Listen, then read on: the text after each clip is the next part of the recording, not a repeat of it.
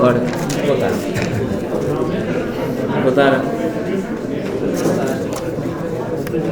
Ora, boa tarde a todos. Ainda está pessoal distraído. Ainda está pessoal distraído. Ora, muito boa tarde a todos. Em nome da editora Calçada das Letras, que agradeço a todos a vossa presença. Agradecer ao Palácio Baldaia, nomeadamente à Andreia Trindade, pela disponibilidade e ajuda para realizarmos o evento aqui no espaço. Um agradecimento à professora doutora Ana Marques Lito e ao professor Dr. José Carlos Coelho Rosa, que irão apresentar o livro Ressurreição, o lugar do futuro e a função exploradora do objeto. Eu também vou dar já o agradecimento ao Simeão, ao professor Dr. Simeão Cristo, que seguidamente vai apresentar as aventuras da Tininha na pandemia, mas fica já a apresentação e o agradecimento a ele também, pela sua presença. E queremos dar um agradecimento muito especial à doutora Maria José Martins de Azevedo, uma psicóloga e psicanalista, membro especialista e titular em psicoterapia, formadora em psicoterapia e em psicanálise, fundadora de várias sociedades científicas da especialidade, e é autora também de 2 livros de psicanálise, sendo este o seu segundo, a Ressurreição. É ainda autora também de 3 livros de influência psicanalítica, um romance, um ensaio e agora um conto para crianças, os quais assina com o nome literário de Maria José Vera. A sua obra tem vindo a ser publicada no Brasil, em França, na Roménia e em língua inglesa também. De salientar a coragem e determinação da autora, neste período de pandemia, de escrever e lançar estas 2 obras que a editora Calçada das Letras tem o privilégio de apresentar. O nosso muito obrigado a todos e à autora, um especial muito obrigado, com muito sentimento. Obrigado. Muito obrigado. Agora vou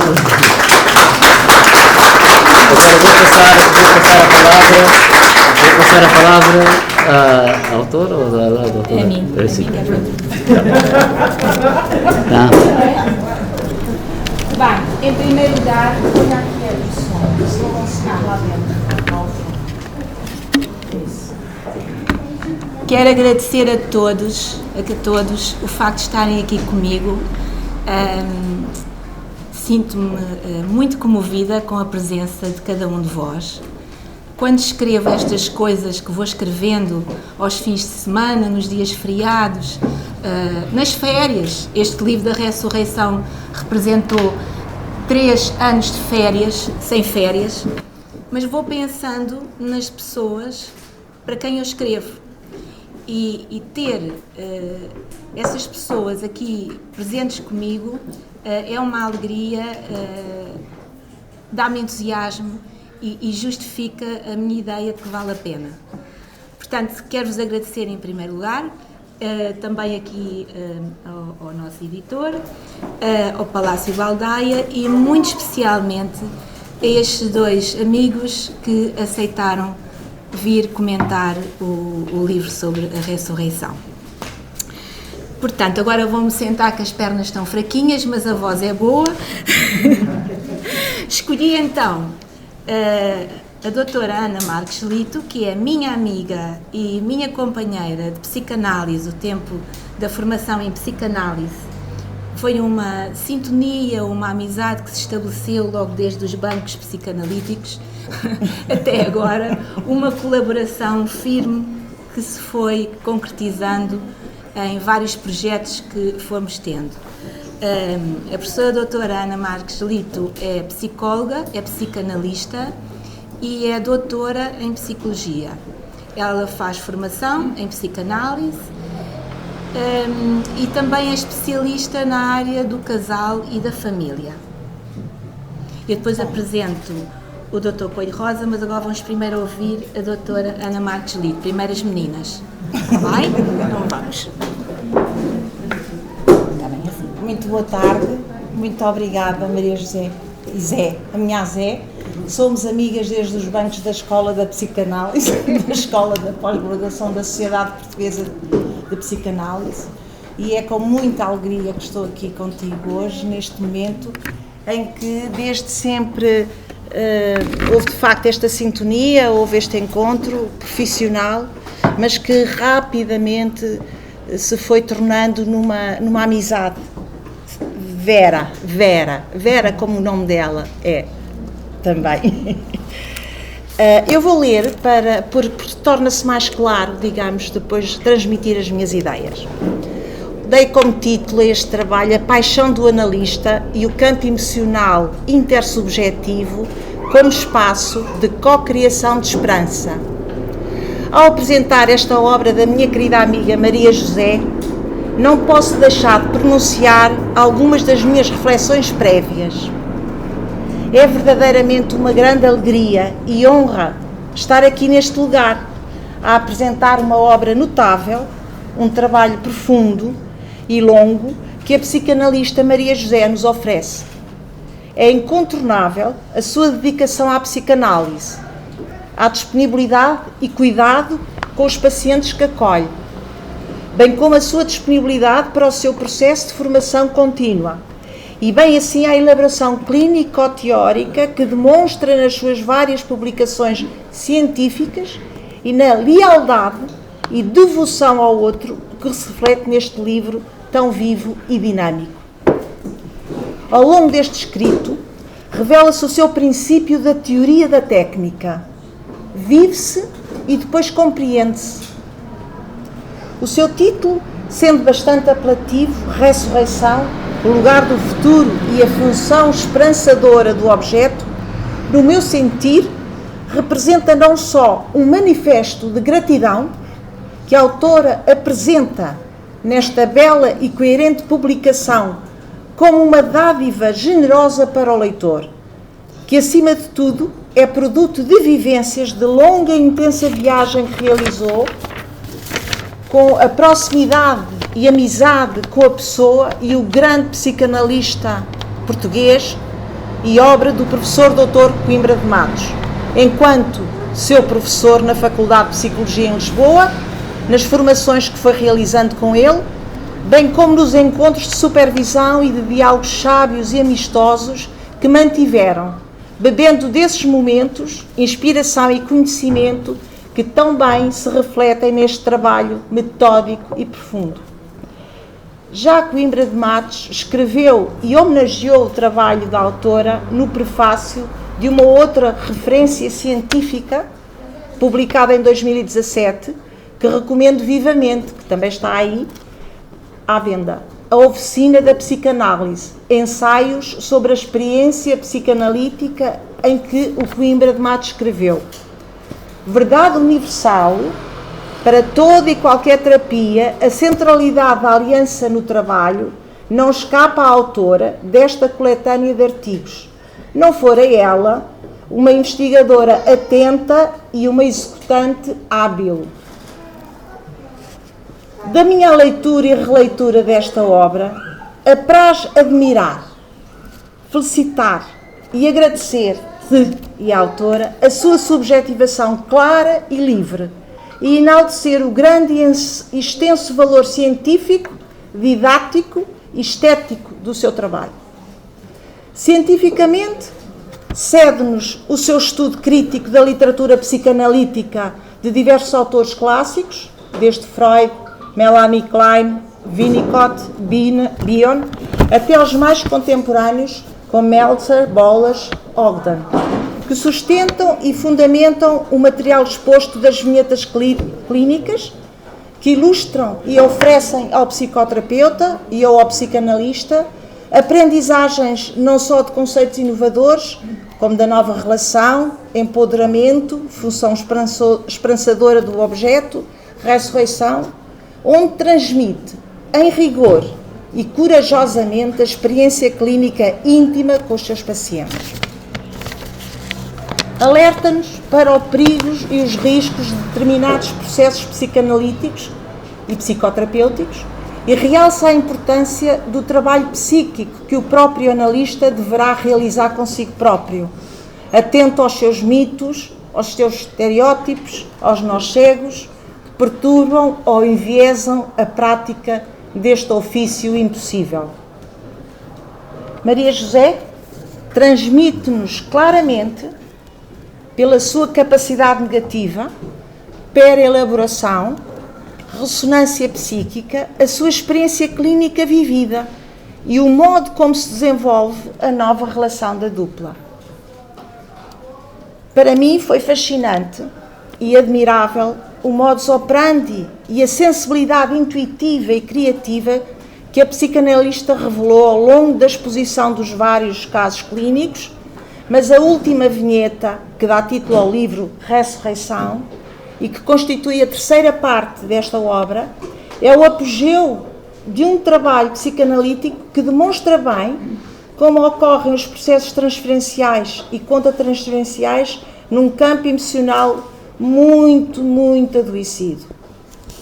A psicanalista e a paciente Kelly, que procuram um tratamento psicanalítico porque fechada numa tristeza profunda, quase sem esperança de viver, num estado de morta-viva, atormentada pela vergonha da ideia constante da irmã já falecida, bem como pela projeção dos fantasmas do luto patológico dos pais, enlaçam-se ambas num processo transferencial contra transferencial de sintonia empática, implicando-se na procura dos nós problemáticos transgeracionais e atuais, vínculos patológicos intrapsíquicos que sustentaram aquelas dinâmicas narcísicas e perversas que empurraram a paciente a procurar pela terceira vez a ajuda psicológica psicanalítica. É um retrato vivo do verdadeiro calvário psicanalítico que ambas viveram, embora de naturezas distintas. A paciente, apesar de tudo, não desistiu dela mesma, pois o amor empático da analista, com o seu amor transferencial mentalizado, pela sua crença e paixão à psicanálise, ofereceu-se como pessoa singular, única e total. Aquela presença idiosincrática do analista, na sua função epistemofílica e esperançadora, com a capacidade simbólica de sonhar vivendo, acreditando na verdade última, proporcionou e co-construiu uma nova relação naquele campo emocional intersubjetivo de desintoxicação e de progressiva tolerância à frustração. Uma verdadeira caminhada de endurance face à dor mental e física. Perante as múltiplas doenças orgânicas que a paciente ia revelando naquele calvário, naquele suplício psicossomático de desembaçamento e de desembaraço dos objetos fantasmáticos, de não querer desistir de viver, foi a contemplação estética do objeto esperançador. Incluo aqui as melhorias da paciente na organização da vida, o aclaramento dos processos psíquicos no interior da análise contratransferencial, naquele espaço intersubjetivo que permitiu à analista encontrar sentido e beleza num percurso tão duro, árduo e impossível de suportar, quase impossível de suportar. A coragem e a luz que a paciente foi encontrando resultou, pois, dessa combinação de amor, ódio e conhecimento, as turbulências que se vive um psicanalista nestes artes.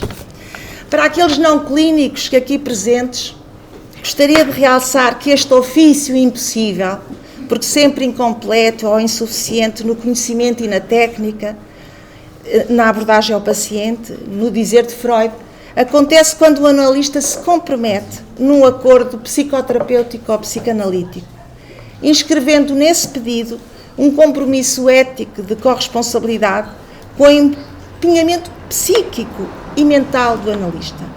Assemelha-se a uma paixão, resgatar a vitalidade interna do sujeito e procurar o verdadeiro self, tornando-o objeto dinâmico e criativo, protagonista dos seus próprios projetos de vida, até então suspensos ou obscuros, ou ainda por concretizar.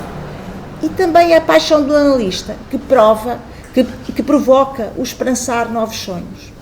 É um processo dinâmico, intercorrente, para a frente, para trás. É uma dinâmica extraordinariamente aventureira, sem dúvida, porque não me vou detalhar, não está a ver a detalhar, mas estamos aqui apenas para dizer à Zé que de facto é um trabalho extraordinário que está aqui presente. Pelo um livro maravilhoso, com uma capa maravilhosa, com ela aqui a olhar-nos,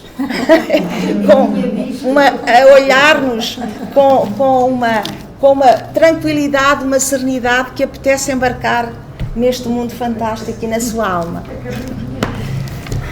Uma paixão, portanto, a paixão do analista, surgiu-me aqui este termo, não no sentido religioso, como é óbvio, nem no sentido de deslumbramento amoroso, mas no sentido sensorial alucinatório, porque é justamente nestes aspectos, digamos, de investimento mútuo no campo emocional que se renova e se reconstrói e se reativa a identidade do analista no seu estilo pessoal de funcionamento, inconsciente e pré-consciente, que se vai levando no aqui e agora e no après-coup, tal como também nos registros que nós fazemos, na escrita, que vai reunindo, bem como com as diversas supervisões ou intervisões que realiza com outros colegas psicanalistas pares.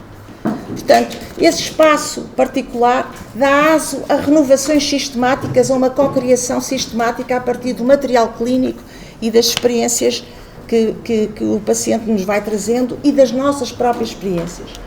Há aqui um conteúdo poético inquestionável também na obra, que convém vocês estarem atentos, porque cada vez que nós lemos uma frase, um capítulo, uma vinheta, e voltamos a ler, é sempre diferente. E há aqui uma questão que eu quero, Zé, homenagear. Temos a Zé, é filha de um poeta, de António Vera, que eu conheci, que me quero aqui homenagear publicamente a obra do pai, e que, evidentemente, um analista, filho de um poeta, inevitavelmente transforma aquele material, aquele conhecimento, aquele sofrimento, o padecimento que nós também vivemos com os pacientes, em algo de belo, de extraordinário. Sublime, porque por vezes nos traz muitas confusões, hesitações e angústias, mas também belo, como a estética. E como Meltzer nos fala tão bem do conflito estético. Portanto, no meu entender, aqui a paixão quer dizer abraçar simbolicamente o paciente, investir o campo emocional intersubjetivo emergente, com a nossa atenção flutuante, com o pensamento onírico, desprovido de preconceções e, como Bion diz também, sem memória e sem desejo. Igualmente, dedicamos-nos a esta função esperançadora, digamos, com a preocupação materna primária também, com o bem cuidar, com paciência, com lucidez assente num corpo teórico e metapsicológico, tal como os pais promovem o espaço-tempo necessário para que os bebés possam se desenvolver. E é nestes movimentos ondulantes e em espiral crescente que, se nós navegamos nas águas dos terrores, dos medos, dos fantasmas e das fantasias inconscientes partilhadas, e se desenvolvem um campo libertador, onde a Zé muito bem traz-nos ideias hologramáticas, metáforas, pensamentos, conhecimentos não saturados e que nos empurra a querer continuar e a prosseguir esta aventura do crescimento humano e a ler a sua obra. Portanto, neste lugar de escuta, a Zé não se conforma com interpretações clichês ou com aquelas interpretações que um analista sábio pode ir aprendendo a fazer, mas coloca-se numa posição verdadeiramente de um fazer saber.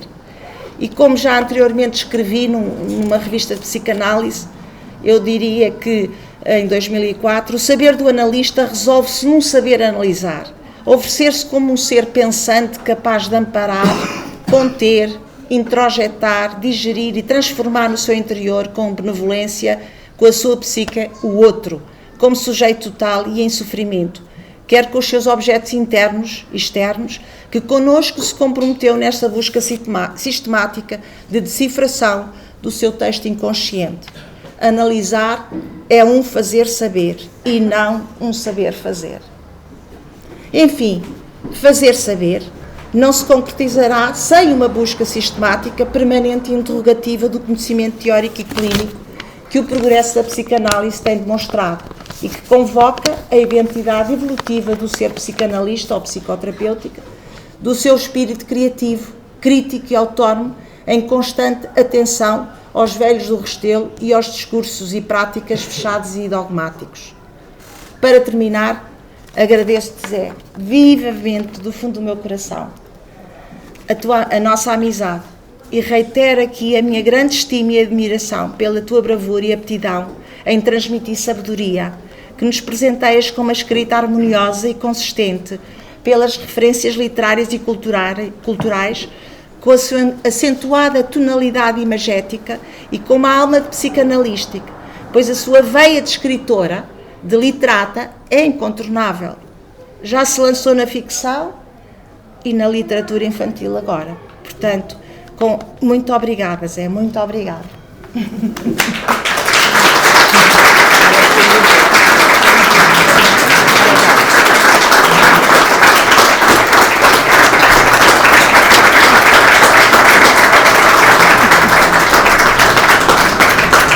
Eu é que agradeço à professora Ana Marques Lito, amiga, estas palavras generosas que me deixam sem saber o que dizer, não é? Tão empolgadas serem, são palavras tão entusiásticas e tão benévolas para comigo, que espero que quando começarem a ler o livro não fiquem decepcionados.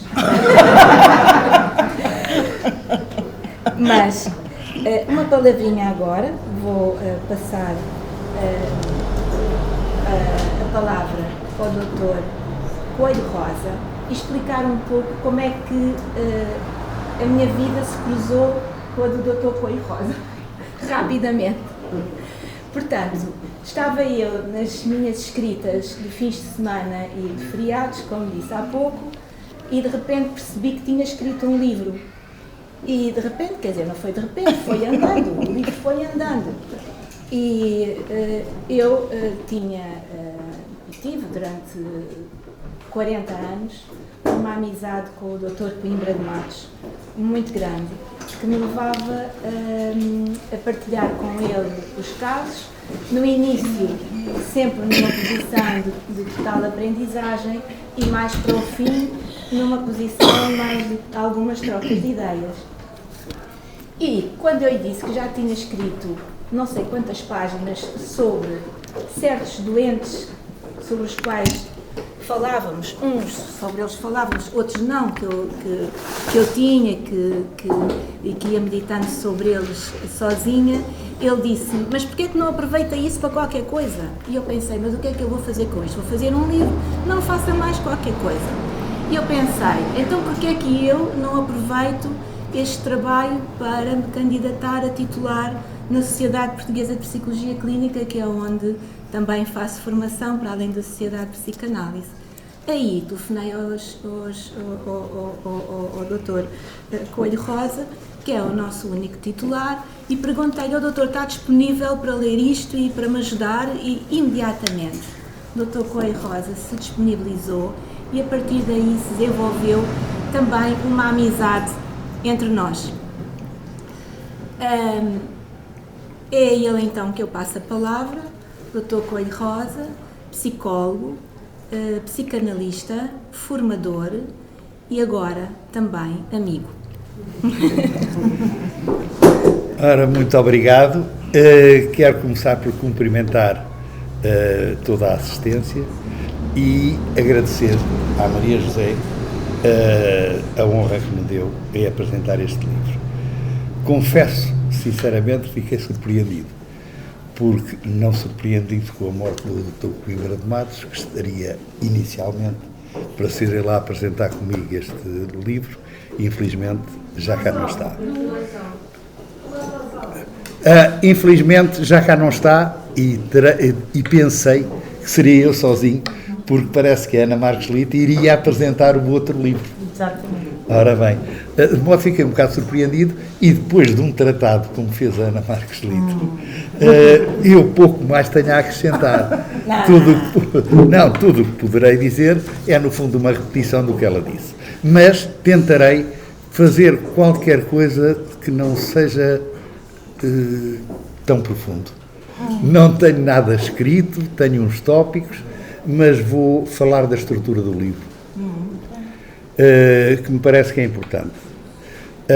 A Maria José fez um livro que considero brilhante do ponto de vista teórico, analítico, precisamente para além dos conceitos inovadores que tem, que são dois, tem uma revisão histórica do desenvolvimento da psicanálise a propósito precisamente do primeiro dos conceitos, que é fundamental. E a grande importância tem a ver com isto. Faz, em primeiro lugar,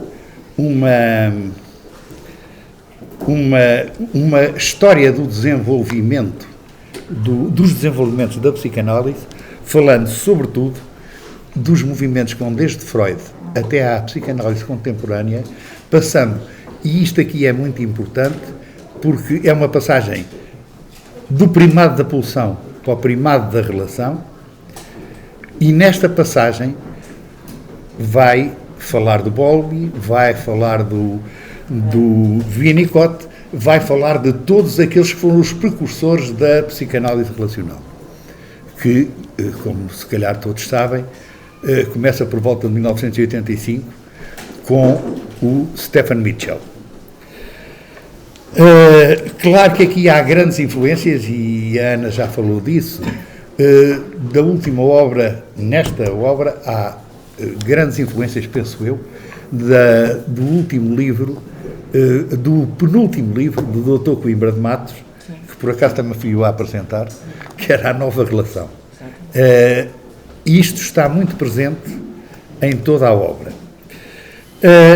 Por último, é importante também frisar que com esta passagem da pulsão, do primado da pulsão ao primado da relação, há uma outra coisa que acontece, é também o esquecimento, ou pelo menos a menor importância dada ao passado e à transferência, para darmos mais importância ao projeto, à mudança, à criação e ao futuro. E é precisamente nesta linha que a Maria José desenvolve o pensamento dela. O primeiro conceito é, portanto, precisamente o papel do tempo, do futuro, o papel do futuro e a função do futuro. É precisamente um papel que é quase o oposto da psicanálise clássica. Quase o oposto porque na transferência e no passado o que a gente procura é as causas do presente. Mas para mudar verdadeiramente, aí tem que ter um projeto de futuro. E é nessa projeção no futuro que se dá a grande mudança na psicanálise nos últimos anos e nos últimos desenvolvimentos. O segundo conceito novo, que aparece bem ligado também ao futuro, é a função esperançadora. Não há futuro sem esperança.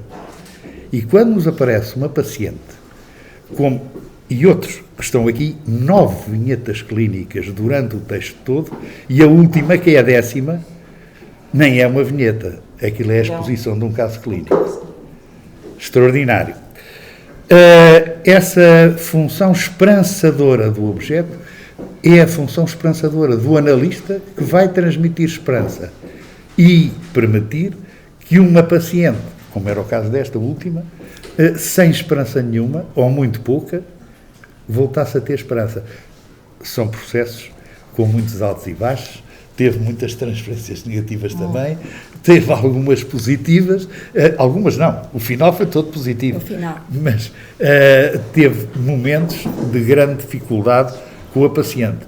Mas, e é aqui que eu gostaria de entrar, para não me alongar mais nisto, na terceira parte do livro. A primeira era o papel do futuro, a segunda era a função esperançadora do objeto, e agora a terceira seria o caso clínico.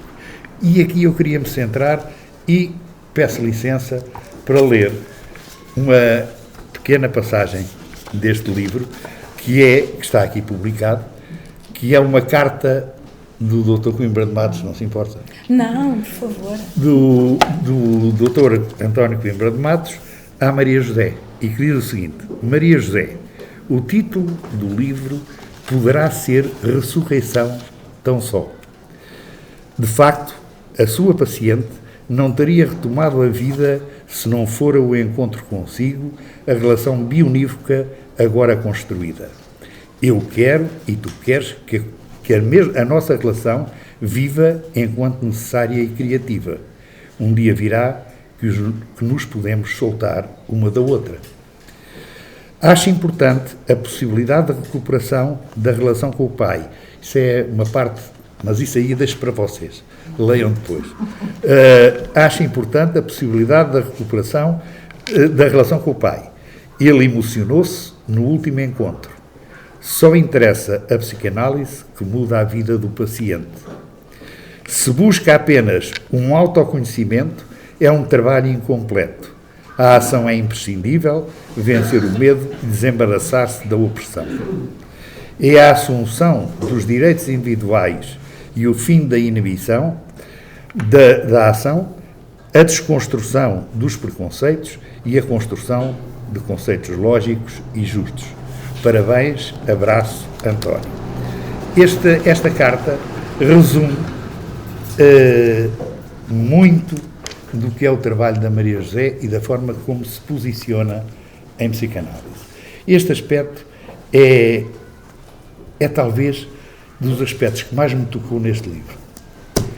É a postura da Maria José nas sessões psicanalíticas e na psicanálise. É uma presença contínua, constante. Muitas vezes eu senti aqui, às vezes na leitura, uma certa... Como é que eu ia dizer? Uma certa quase tentação de perder a esperança, mas retoma sempre a esperança e continua. Está lá sempre presente, e isto é a qualidade, uma das qualidades maiores dos analistas. Enfim, aconselho-vos muito a ler este livro, é tudo o que posso dizer, e muitos parabéns, Maria José. Obrigada. E muito obrigado.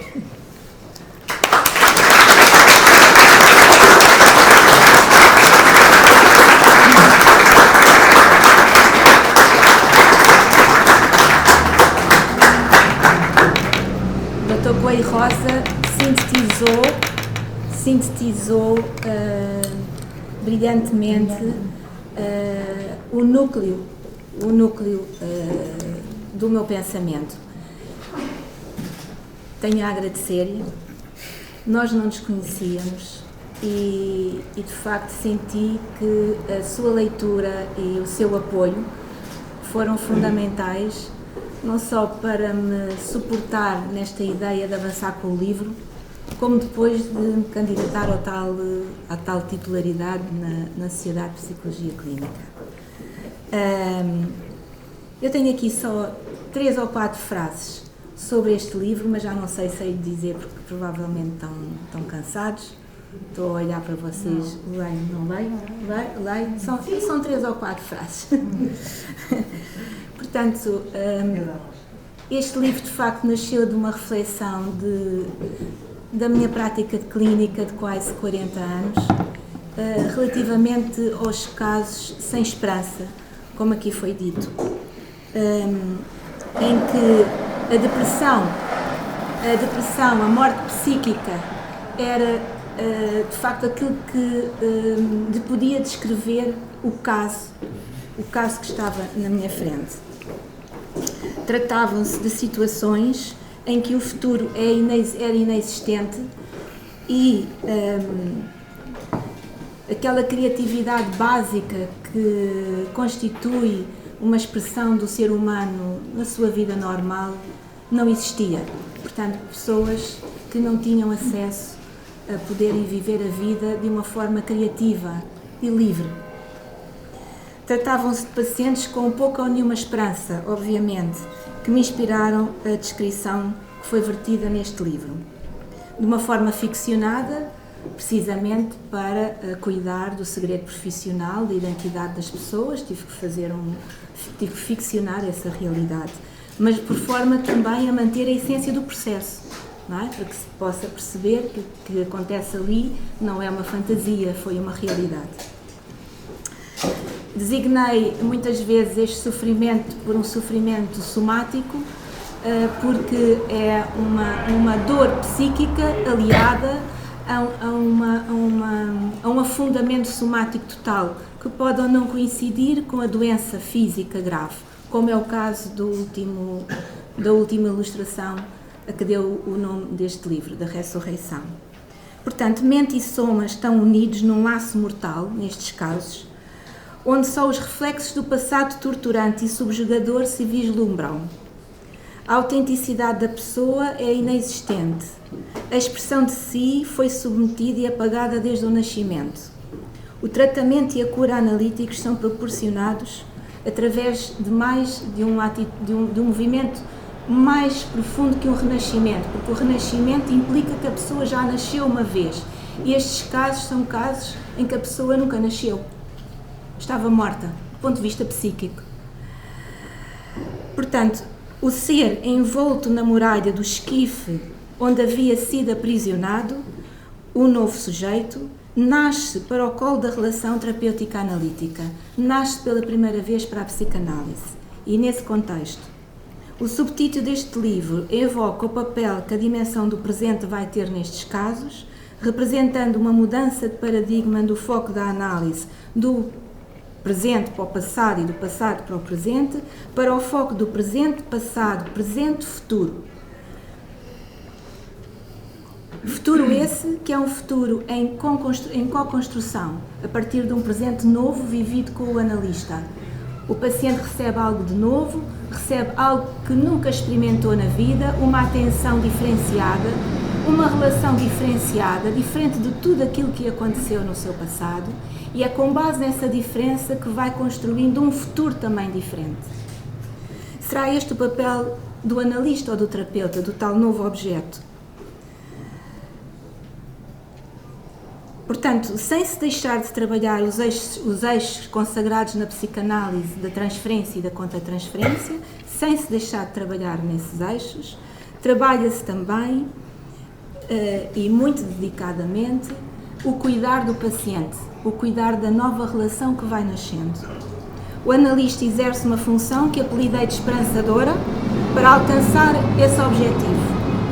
Esperançar a nova criatura é uma tarefa complexa, implicando a descoberta dos talentos do paciente, dos seus projetos e dos seus sonhos abolidos, porque o paciente não sabia, nem que podia ter projetos, nem que tinha talentos, e muito menos que podia ser criativo. Esperançar implica ainda facilitar a construção de um novo e diferente futuro. E vou terminar. Para este desenvolvimento deste trabalho, apoiei-me em autores como Klein, Bion, Winnicott, Ogden, Meltzer e Coimbra de Matos, entre nós, com quem já disse mantive uma relação de amizade e de esperançamento até ao fim.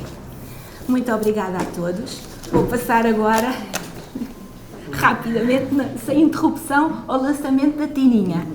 Está bem?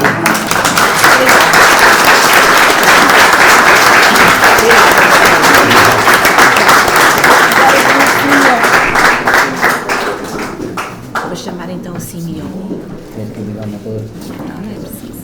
Simeon, quer sentar-se aqui ao pé de mim?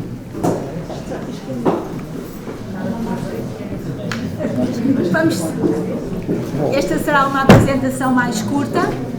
É um conto infantil, foi um devaneio da Maria José Vera, que é uma clivagem da minha identidade.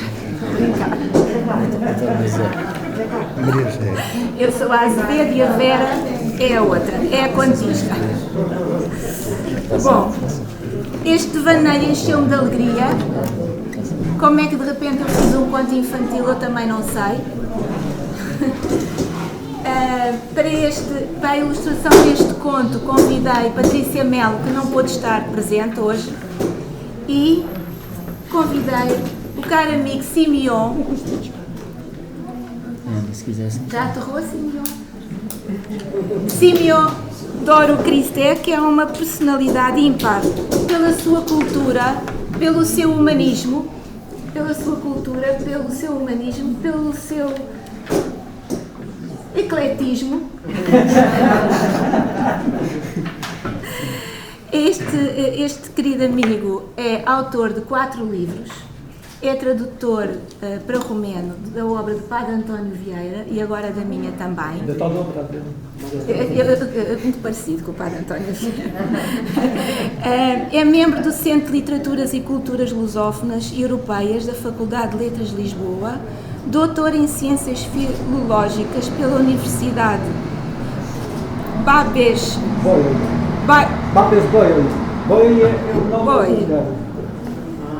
de Cluj-Napoca, na Roménia, e doutor em Filosofia pela Universidade de Lisboa.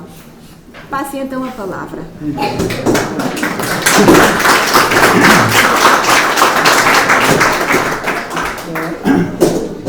Escolhi um título para a minha apresentação deste livro, As Aventuras da Dinha na Pandemia, com a autoria de Maria José Vera.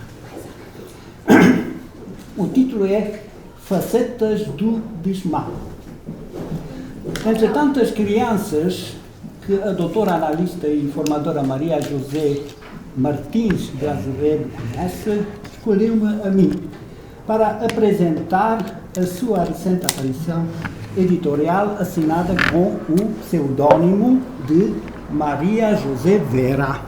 E já temos uma primeira indicação que se trata de um livro de literatura, incluindo, entre os outros, que a Sua Excelência escreveu até agora. As Transgressões do Amor. As Transgressões do Amor. Primeira edição. Publicado pela editora Calçada das Letras de Lisboa em 2016. E numa segunda edição, desta vez em Portugal e Brasil, o editor já está aqui presente, o Marcos Pamplona, editora Cotter de Curitiba, temos que parar a perceber que não. Em 2020, livro já traduzido para francês, Les Transgressions de l'Amour, emprego da editora Mer du Sud, de Angoulême, e para romeno,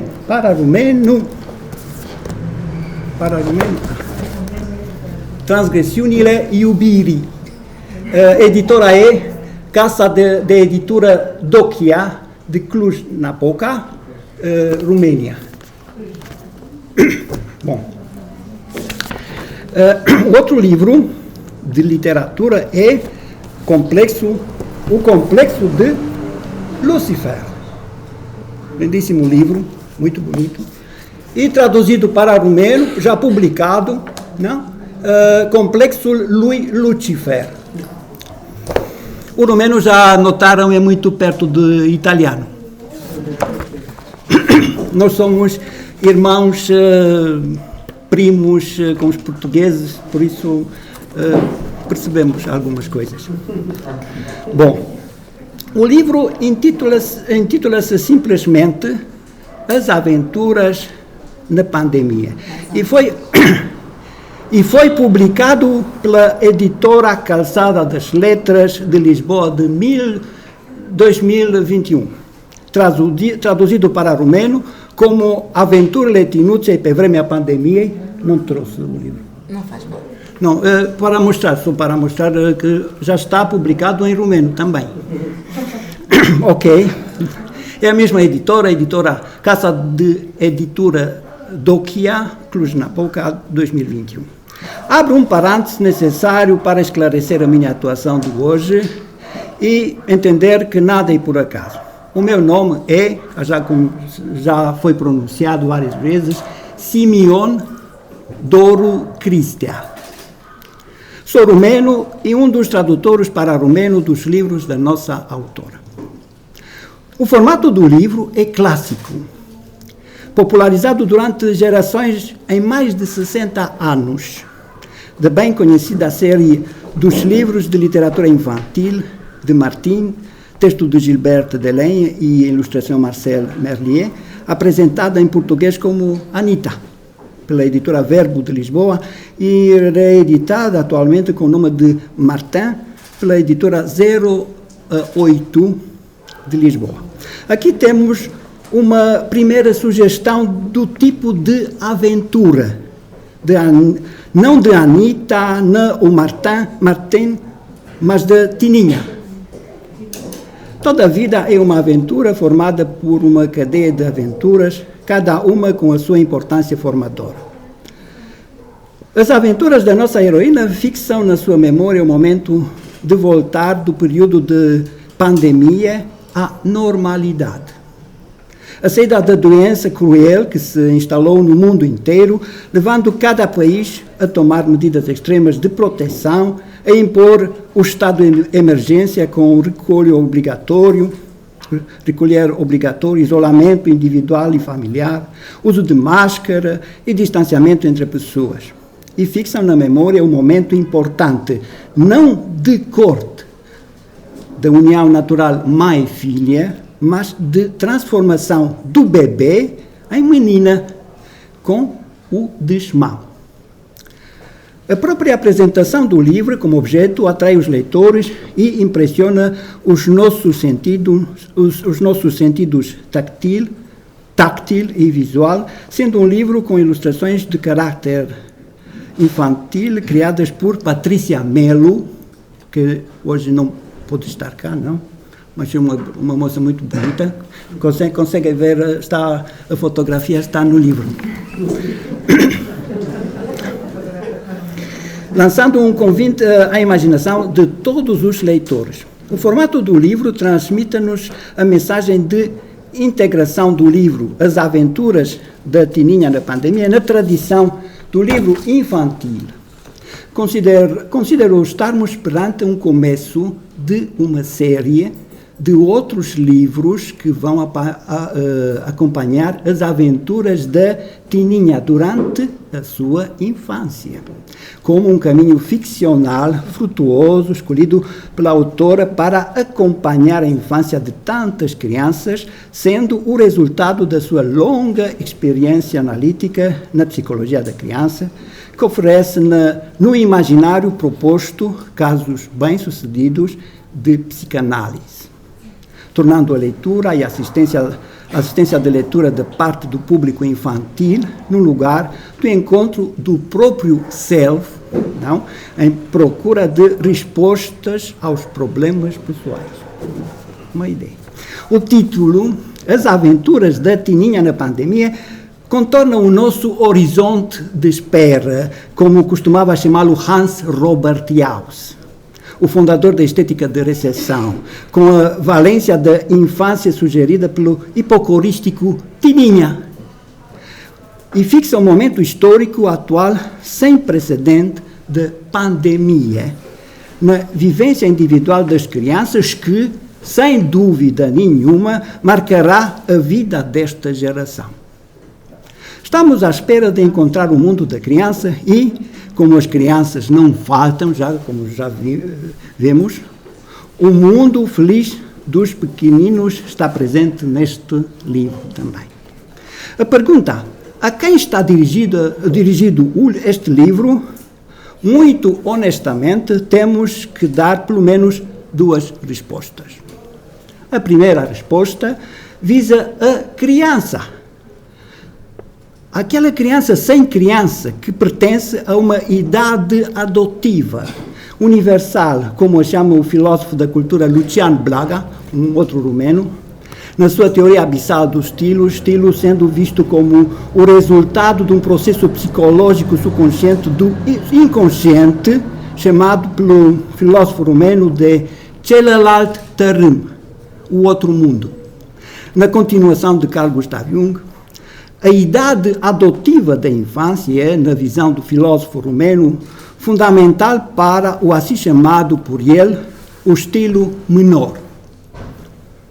No nosso caso, temos a criança hipostasiada em criança escritor, aqui presente, criança leitor, aqui à nossa frente, o público, criança narrador, também uma hipótese no livro, e contador de histórias que desta vez interpreta criativamente para os pequeninos as histórias com as suas próprias adições, e necessárias adições, à volta das ilustrações do livro. Está sempre presente a criança disposta a brincar, a mexer com as coisas e com as pessoas. Situamos-nos no nível em que cada um de nós é uma criança, embora muitos com uma onda de nostalgia. Neste sentido, o papel das histórias deste livro é de apagar a nostalgia dos tempos vividos outrora para fixar melhor a vivência do agora. A segunda resposta visa o homem pequenino. É outra coisa, não? O homem situado no momento em que toma posse do mundo na sua complexidade através da linguagem verbal.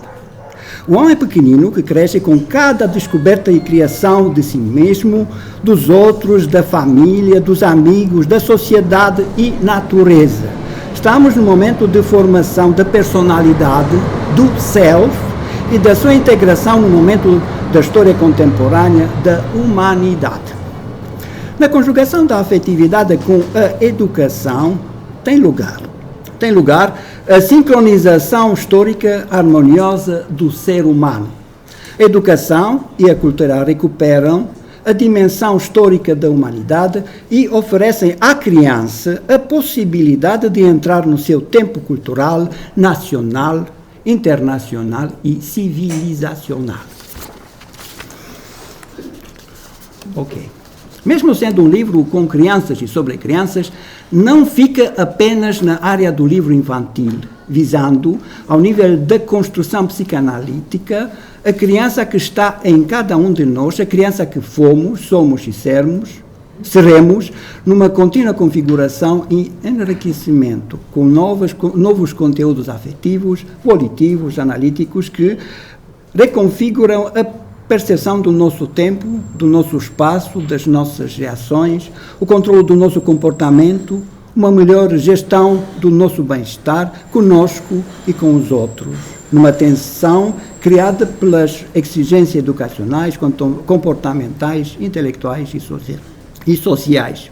A criança que muda de um dia para outro a estratégia e a natureza do jogo, um jogo na família, com os irmãos, com os pais, com os avós, mas com os primos e com os tios, e também o jogo dos adultos, cada um na sua profissão e local do trabalho, conjugado o jogo social com o jogo familiar, sem o qual não existiria a atmosfera calma, amorosa e acolhedora em família. A nossa heroína é a Tininha, uma menina de 2 anos, à volta de qual se estruturam as 6 partes deste livro. A primeira, agora eu faço aqui uma passagem do livro. Como vejo que toda a gente comprou o livro, talvez seria bom passar, não, para cortar e chegar à parte mais simpática. Ok. As aventuras da Tininha na pandemia constituem-se como lembrança de algo feliz, a celebração do reencontro de todos os familiares na casa da avózinha. Na sincronização da realidade com a dimensão das crianças, as formas diminutivas oferecem um mais de carinho, simpatia e mimo. A mais mimada é a caçula, a filha mais nova, Cristina, tratada por todos por Tininha. Todos giram à volta da Tininha, que, já chegada ao período de expansão do seu mundo, sente na sua própria pele o efeito da censura e fica confinada com toda a família em casa. Lendo o seu livro, vem-nos à memória o romance do escritor austríaco Robert Musil, Der Mann ohne Eigenschaften, o homem sem qualidades, transposto desta vez no mundo do conto, onde o foco sobre a personagem central oferece uma reflexão sobre o período da pandemia.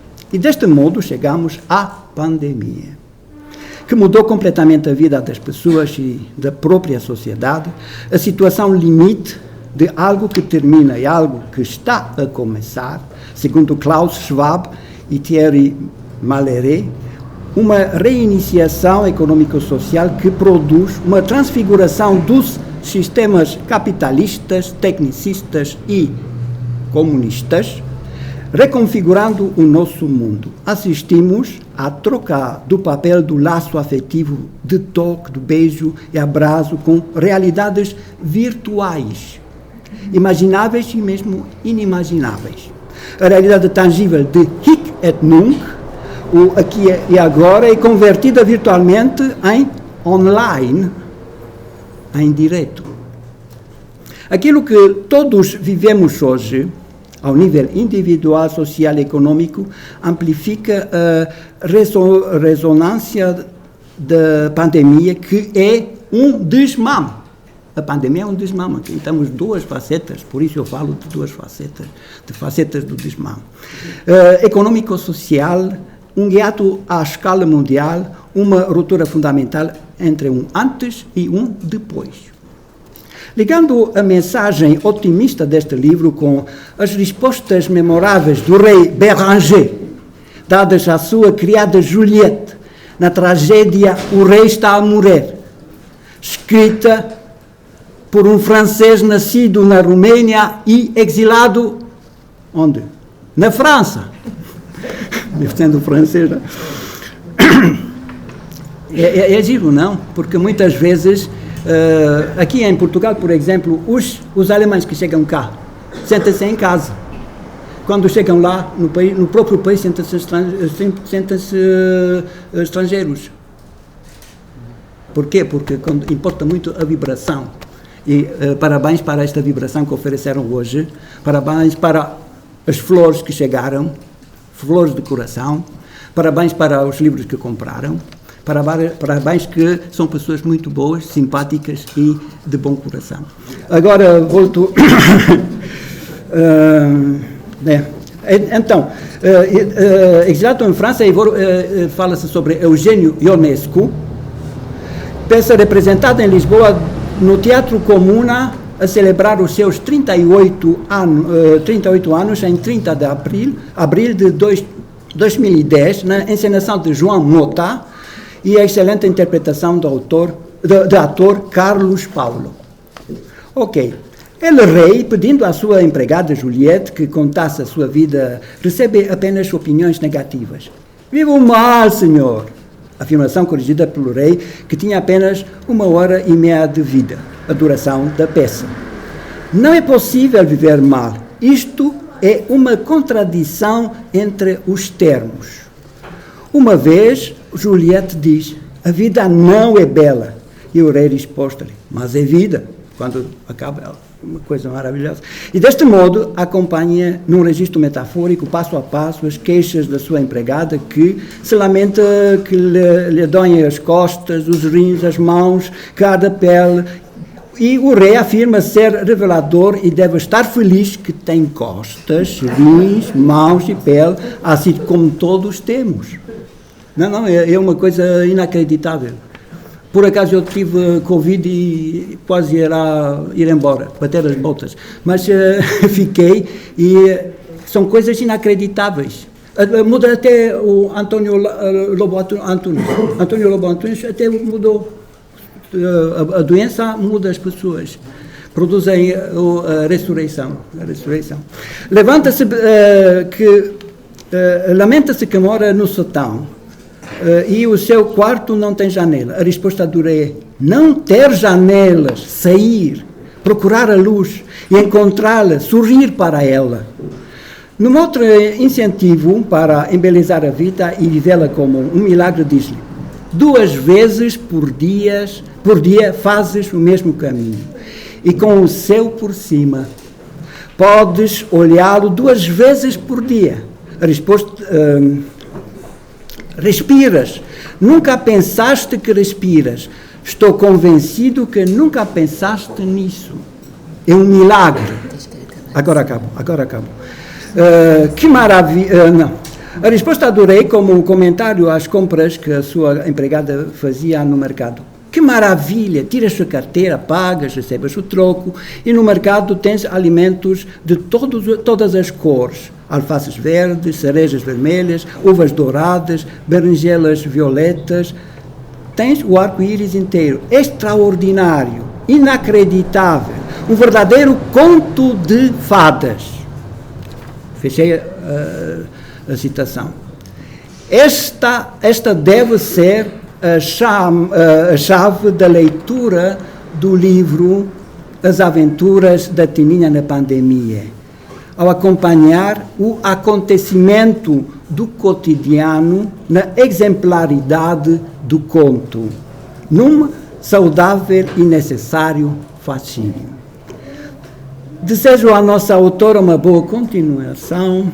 Peço desculpa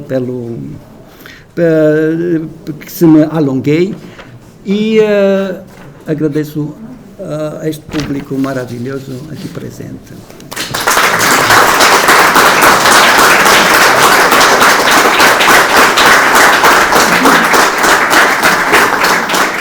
Agradeço ao Simeão as suas palavras sábias, atentas, acolhedoras, e convido-vos a todos a um beberetezinho que será servido nos jardins do Palácio, para quem quiser. E uma vez mais, agradeço a vossa presença, o vosso calor humano, terem estado aqui comigo. Muito obrigada.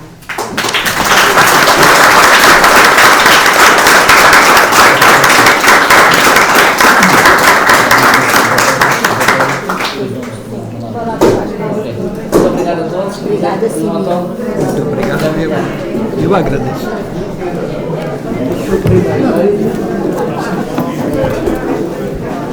É lá.